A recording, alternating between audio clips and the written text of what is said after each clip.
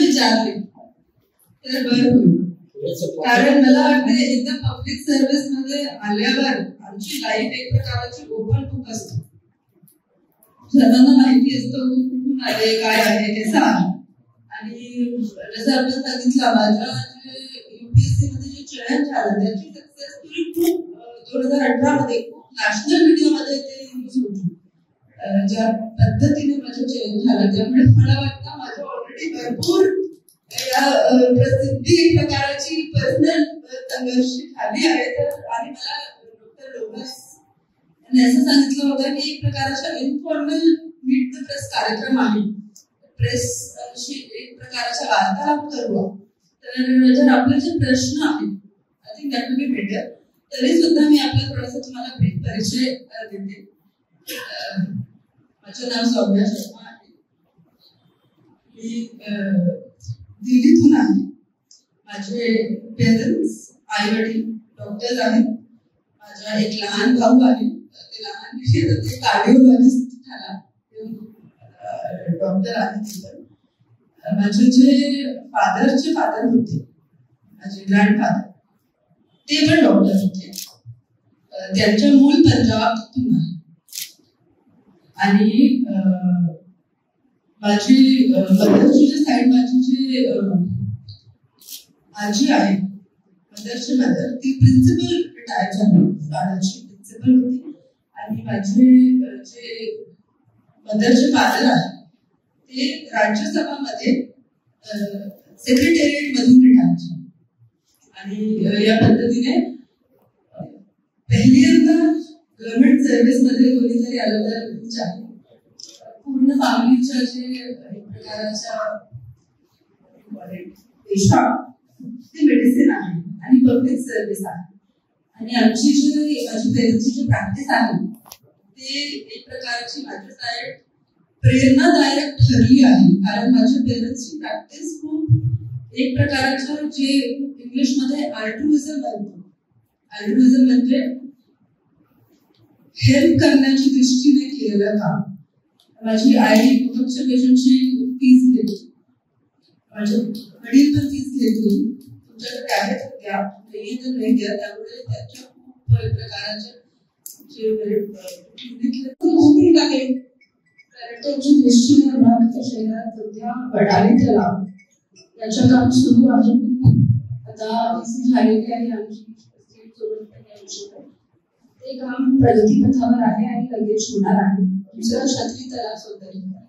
ही दोन साईड प्राथमिक दृष्टीने प्रपोज करा. महापालिकेची लक्षात घेता शहरात काय नवीन पूर्ण प्रयोग किंवा काय स्कोप डेव्हलपमेंटसाठी स्कोप आहे ते तुमच्या कार्यक्रमात. दुसरा मुद्दा आणि यासोबतच महापालिकेच्या ज्या शाळा आहेत या शाळांमध्ये काय आमूलाग्र बदल तुमच्या कार्यकाळात होईल? सर्वप्रथम महापालिका ही आर्थिक स्थिती जी आहे ही वाढ करण्यासाठी सर्वप्रथम प्रॉपर्टी टॅक्स कलेक्शन. तर असे 125 कोटी प्रलंबित आहेत. असे लोकांची ज्यांच्या प्रत्येक व्यक्तीवर 1 लाख पेक्षा जास्त प्रलंबित आहे. तर असे लोकांना ट्रॅक करण्यासाठी आमच्या विशेष काम सुरू आहे. बिल्डिंग निर्माण सुरू.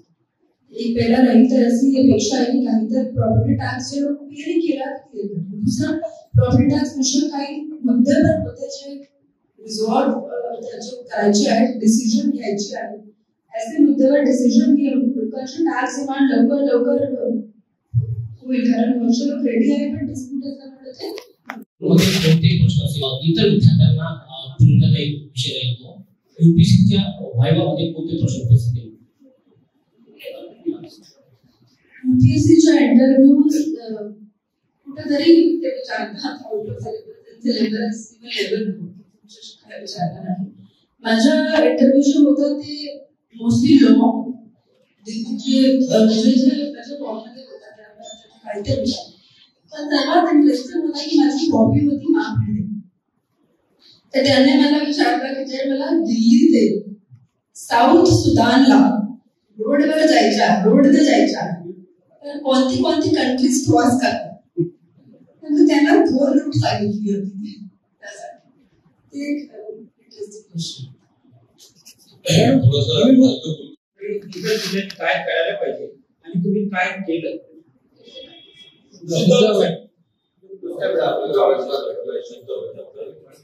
तसं इतर जिल्ह्यांनी काय केलं पाहिजे त्यांनाही पुरस्कार मिळू शकते किंवा सुधारणा. तर यामध्ये कसं आहे त्यांची गाईडलाईन्स निश्चित आहे 200 नंबरच्या त्यांनी निश्चित केलं आहे आणि त्यामध्ये वेगळे सेक्टर आहेत इन्क्लुडिंग आपले एक महत्वाची गोष्ट अशी आहे की अमरावती शहरात MIDC एरिया इतर शहरामध्ये MIDC क्षेत्र बाहेर असते इंडस्ट्रियल क्षेत्र बाहेर असतो आमच्या आतमध्ये तरी सुद्धा आमची चांगली आहे कारण इंडस्ट्रीज जी आहे त्यांची जी एमिशन आहे एमिशन मध्ये जे एमिशनचे नॉर्म आहे त्यांच्याशी कंप्लायन्स आहे दुसरं आपल्या शहरामध्ये ई-व्हेकल्स जे आहे व्हेकल ज्यांच्या पोल्युशन सर्टिफिकेट आहे यांची संख्या बघितली गेली आहे तिसरं आपल्या शहरामध्ये इतर शहरामध्ये बघितलं तर ओपन फ्लाइंग डस्ट जास्त दिसत नाही ते असा विषय नाही भारतीय शहरामध्ये फ्लाइंग डस्ट दिसतो तरी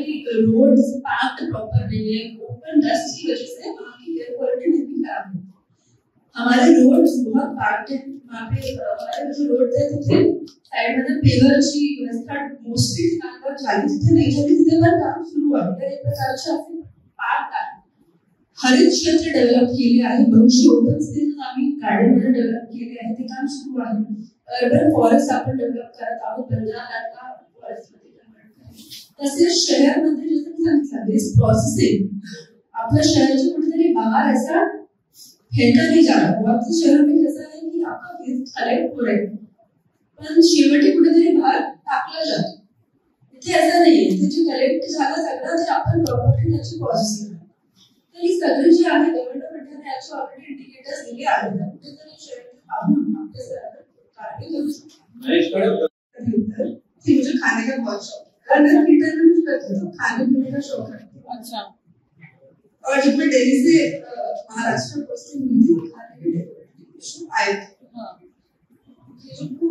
तो नहीं पता था क्या बनाना है कैसे करना है मुझे भी नहीं पता था क्या करना है कैसे करना तो उस टाइम में मैंने मेरे मदर को वीडियो कॉल करके सीखा क्या बनाना है मैं अपने इच्छा के हिसाब से मुझे खाना मिले और उसके बाद आते तो हमें खाना और तो फिर उस टाइम में नाइट की कुछ मैंने बहुत कुछ ट्राई किया डेफिनेटली हमने बहुत उस टाइम को एंजॉय करा था आमच्या घरी जो होता तिथे एक नायगावमध्ये एकदम रिकाम प्लॉटमध्ये घर होतं खूप चांगला आमचा प्रेरणा होता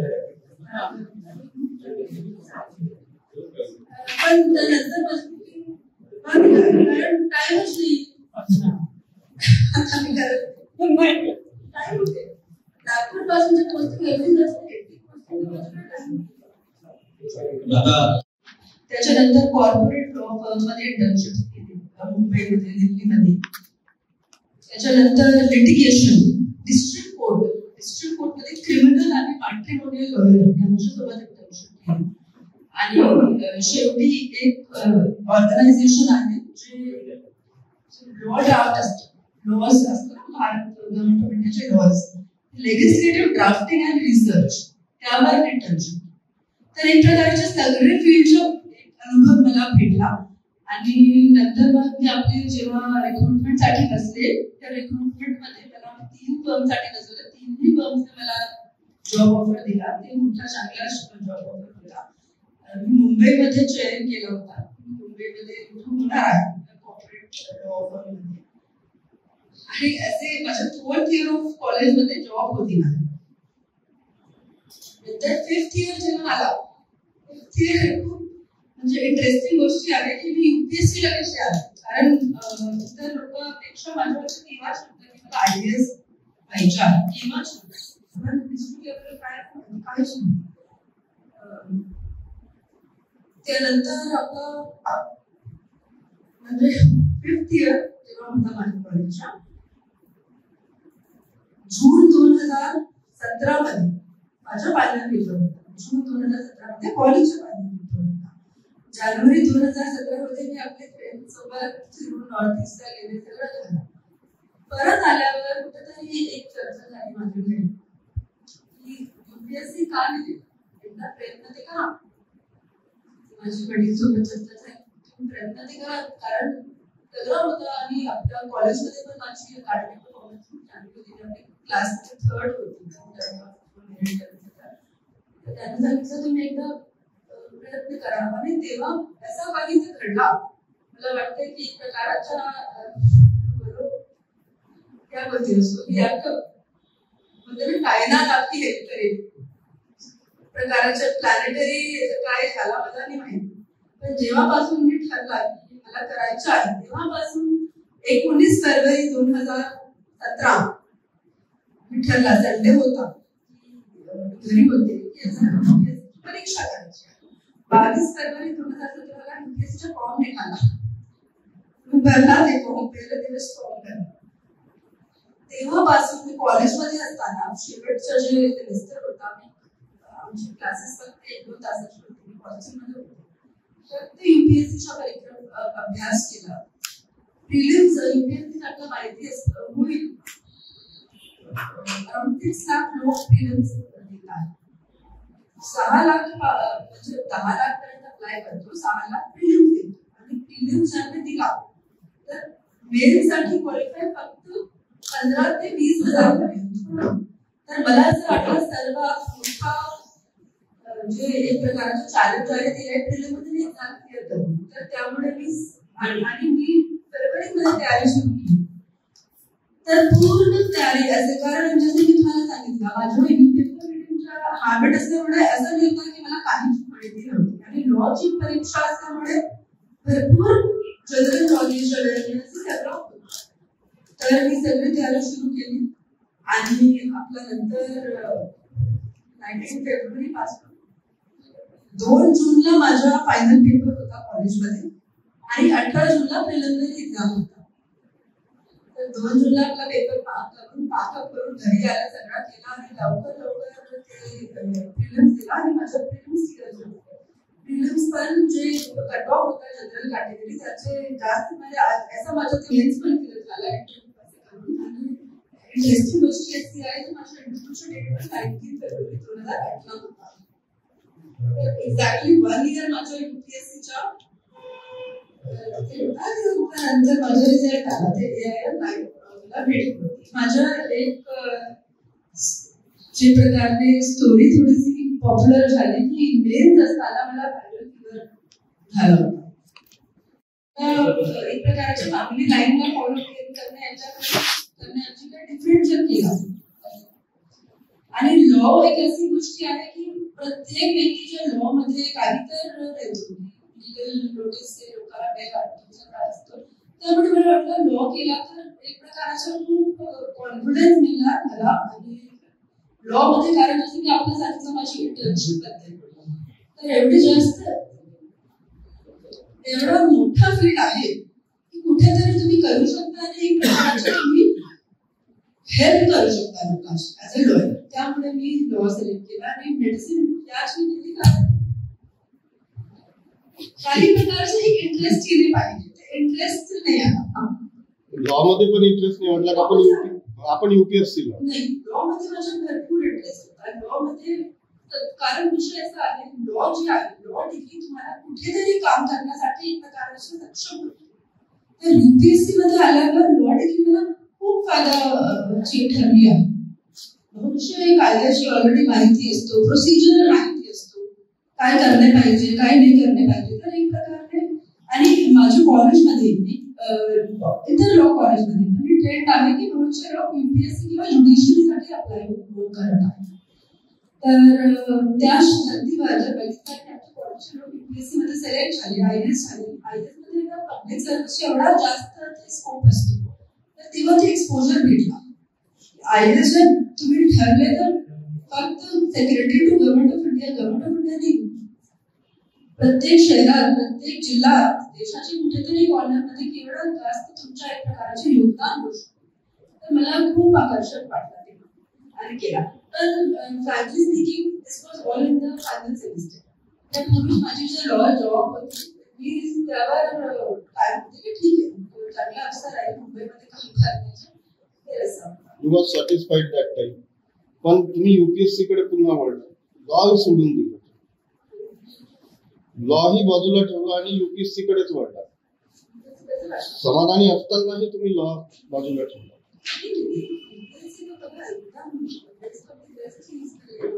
डिफरन्स नॅशनल लेवलवर राजनीती आहे आणि आपण पाहिलं तर आता नॅशनल मीडियामध्ये जेव्हा तुम्ही इथे आला तर तुम्हाला जेव्हा आम्ही सगळ्या पत्रकारांनी सर्च केलं ती पूर्ण नॅशनल मीडियामध्ये असलेली तुमची जी स्टोरी आहे ती आम्ही वाचली आहे आणि पाहिली पण आहे. नॅशनल चॅनलवर ती दाखवण्यात आली होती. मला तुमचा प्रश्न विचारायचा आहे का आता तुम्ही इथे आहात आणि सर तिथे आहात दाखवलेला ती फॅमिली लाईफ आणि प्रोफेशनल लाइफ बैलेंस कशी हो? देखो ये जब हम यूपीएससी में आते हैं और जब हम मिलिट्री ऐसे स्पाउस की शादी करते हैं जो भी ज्यांच्यापर्यंत विश्वास नाही चालू एक प्रकारची एक्सपेक्टेशन असतं की कुठेतरी ते वेगवेगळ्या गोष्टी मिळणार आहे. चांगली गोष्ट अशी आहे की पहिल्यांदा मला डिफरंट जागेवर गोष्टी भेटल्या आहेत. आतापर्यंत आम्ही सोबतच होतो तिथे पण होतो.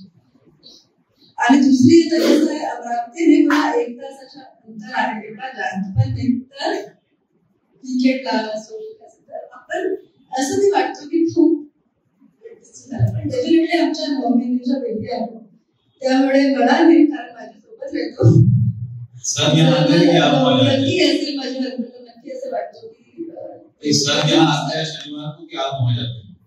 देखो हमारा शनिवार रविवार फ्री नहीं होता. दर शनिवार रविवार कुठेतरी असतो त्याचं काही प्लॅन होत नाही. लास्ट मिनिट डिसाइड होतो की असं करायचं. आप स्थानिक स्वराज्य विभागीय आहे पण सीसीटीव्ही नाही आपले. दुसरा मुद्दा असा की हॉकर झोन आणि पार्किंग झोन बद्दल वारेमाप चर्चा झाल्या वेगवेगळ्या बैठका झाल्या वेगवेगळे प्लॅन तयार झाले तरी ती अंमलबजावणी होत नाही. शहरीकरण मोठ्या प्रमाणात आहे लोकसंख्या वाढत आहे. शहराचा जो काही भार आहे हा मध्यवस्तीमध्ये आहे शहराच्या प्रमुख चौकामध्ये पण तिथे हॉकर झोन पार्किंग झोन सारखा फक्त नाही आणि हे दोन प्रश्न आहेत हॉकर झोन पार्किंग झोन आणि सीसीटीव्हीचा प्रकल्प राज्य स्तरावर मंजूर झालेला आहे आणि ते काम सुरू आहे. महाआयटी विभागाच्या 100 कोटी प्लसच्या प्रकल्पाने मंजुरी देण्यात आली आहे. त्याच्या स्तरावर ते होणार आहे. ते पहिला विषय.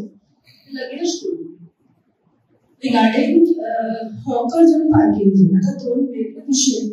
हॉकिंग झोन साठी या पूर्वीची ऑर्डर देण्यात आली त्याची थेट ऑर्डर करण्यात आली होती. यावर्षी नावमंडी कमिटी अंतर्गत आम्ही करत आहे. त्याचा प्रयत्न सुरू आहे. काही तर नावमंडी कमिटी मेंबरच्या आपण विरोध असेल पण विषय असा आहे की निश्चित करावं लागतं ते आम्ही लगेच निश्चित करणार आहोत. Green zone red zone green zone तिथे अलाउड आहे आणि रेड झोन तिथे अलाउड नाही या प्रकारे निश्चित होणार. पार्किंगचा विषय असा आहे की जे काही नवीन बिल्डिंग आपण मंजूर करतो तिथे आपण पार्किंग घेतो पण जे जुने बिल्डिंग आहे तर तेव्हा मंजूर झालेल्या पार्किंगची व्यवस्थाची प्रोव्हिजन होती काहीच नव्हतं. आता तिथे काय करायचं आहे तिथे आमचा असा प्रयत्न सुरू आहे की शहरामध्ये पे अँड पार्क सुरू करणे. जागा जिथे दिसतो तिथे पार्किंग सुरू करणे असा आपला प्रयत्न एक प्रकारचा सुरू आहे. तसेच नवीन सगळी बिल्डिंग मध्ये पार्किंग बद्दल स्पेशली कमर्शियल बिल्डिंग मध्ये पार्किंग बद्दल सक्ती आहे. बॉडी क्या पॉलिटिकल प्रेशर आपको सहन करना पड़ता है? देखिए पॉलिटिकल प्रेशर ऐसा है बोलना ठीक नहीं है. जिला परिषद में इलेक्टेड बॉडी के साथ हमारे एक जॉब का टाइटल ही लेकिन वर्क में इलेक्टेड लीडर तर एक त्यांच्यासोबत मिळून काम करायचं जे होऊ शकतं ते करा जे नाही होऊ शकतं त्यांना सांगावे की असं नाही होऊ शकतं त्यामध्ये मैडम आपका आदर्श जिसको आप आइडियल मानते हैं एक नाम अगर उनको अखबार में लेना है तो कौन सा? ये आदर्श मुझे मुझे तो लगता है आदर्श किसको मानते हैं ये पूछना ठीक ही नहीं क्योंकि हर अलग अलग सिचुएशन में अलग अलग व्यक्ति हमारे सामने आदर्श बन के आते हैं. बहुत से लोग मैं कहती हूँ किसी से कुछ ना कुछ सीखने को मिलता है. मैंने आपको बताया पेरेंट्स से बहुत कुछ सीखी हूँ. अभी मैं अपने हस्बैंड से भी बहुत कुछ सीखी कि जो आदत है वो हम दोनों एक दूसरे को मोटिवेट करते हैं काम करने के लिए. बहुत से कभी लोगों से मिलना होता है कुछ हमारे सबऑर्डिनेट्स लोग होते हैं उनकी कुछ क्वालिटीज देखते हैं तो वो देख के बहुत अच्छा लगता है इंस्पिरेशन आता है. तो मुझे लगता है कोई एक व्यक्ति को आदर्श बोलना ठीक ही नहीं है. हमें हर जगह से इंस्पिरेशन लेनी चाहिए. लोगों में जो क्वालिटीज है देखनी चाहिए और समझना चाहिए कि ये अच्छा है ऐसा होना चाहिए. तो दैट इज माय सबसे ज्यादा लाइफ में आप दुखी कब होंगे? काम करते समय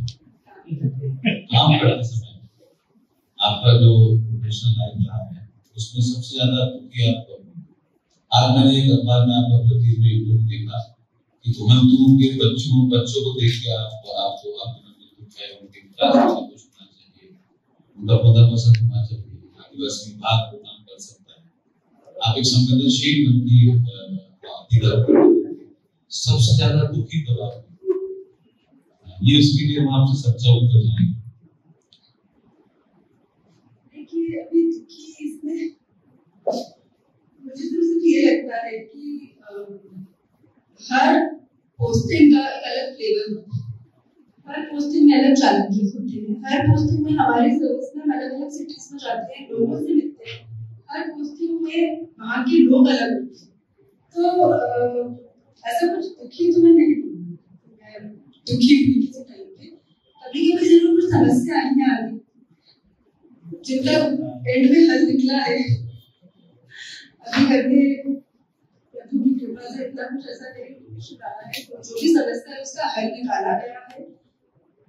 डेफिनेटली ये तो बहुत ही दुख एक प्रकार का होता है कि हमारे कभी कभी एफर्ट्स लगने के बाद भी रिजल्ट नहीं मिलता, क्योंकि अलग अलग बहुत सी चीजें होती हैं। हम पब्लिक एरिया में काम करते हुए इतना आसान नहीं है, हम अपने घर के अपने काम करते हैं, जो करा तो करें। पब्लिक लाइफ में बहुत से कंसिडरेशन एंड कंस्ट्रेंट्स रहती है। जब कोई प्रोजेक्ट आपका बहुत ही है करना है, होना चाहिए, लोगों की हेल्प करनी चाहिए, वो नहीं हो पाता है, तो एक प्रकार की रिजेक्शन जरूर होती है, इतना करने में भी ये नहीं होता।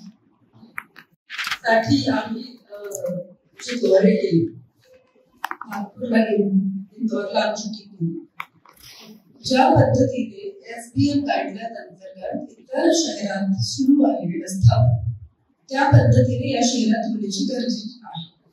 तर त्यावर आमचं काम सुरू आहे आणि एक प्रकारची शहरामध्ये जे सिस्टम आहे कचरा कलेक्शन आणि संकलन आणि नंतर प्रोसेसिंग, चांगली गोष्ट अशी आहे की आमच्या प्रोसेसिंग जे आहे ते फार चांगलं आहे। And I'm telling you this very clearly, कारण आमची प्रोसेसिंग सेंटर सगळी येथे सुरू आहे। सगळा कचरा तिथेच पोहोचतो। बहुत से शहरामध्ये कसं कुठेतरी सगळा कचऱ्याचे ढेर टाकतो, इथे असं नाही। ते सुकडी येथे जे कचऱ्याचे जुने ढेर होते ते आजची 12 महिने खाली आहे, सुरू आहे, तर पुढे पण होणार केसेस मध्ये। आणि नवीन जे कचरा आहे त्याला आपण रिसायकल करून सगळं करून जे शेवटचा राहतो त्याला MRF RDF refuse derived fuel म्हणून सिमेंट फॅक्टरीकडे पाठवतो। आणि सिमेंट फॅक्टरीमध्ये पाठवण्यास आपलं जे सेक्टर आहे ते सर्वात मोठी व्हॉल्यूम मध्ये तिथे पाठवला जातो। तर एक प्रकारचा दोष विषय आपला बरोबर आहे। सध्या प्रॉब्लेम असे आहे की कामगार नाही, दोनशे असे विषय आहेत, कचरा गाडीची नियमितपणे येत नाही, यासाठी आम्ही वॉल्यूम स्थापन केला। वॉल्यूम मध्ये आपण रूट ट्रॅकिंग करण्याचा सुरू केला आहे।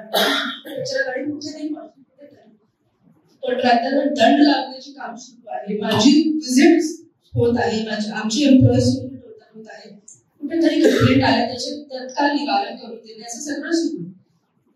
तरी सुद्धा कचऱ्याची 2-3 प्रकारचे प्रॉब्लेम आहेत। जसं समजा मी तुम्हाला एक एक्झाम्पल देते, इथे जे कामपेरियामध्ये एक पार्क आहे, त्याच्या समोर एक कंटेनर होता, ते कंटेनर काढला।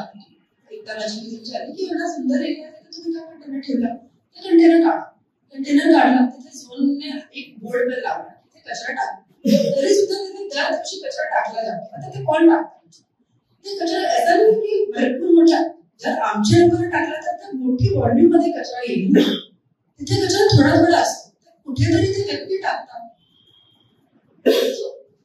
अब हम जब भी इंदौर की बात करते हैं, वहाँ पे इंदौर का यही एग्जाम्पल है कि वहाँ के लोग बहुत हिम्मत हो गए कि वे कचरा नहीं डालना, तो थोड़ा सा प्रॉब्लम है। आम्ही कुठेतरी कचरा डेली आम्ही आता जसं समजा होली क्रॉस स्कूलच्या जवळचा कचरा बार कंप्लेंट येतात, तिथे पण सेम प्रॉब्लेम आहे। आम्ही ते काढतो पण कैसे करतो? पुढचा प्रश्न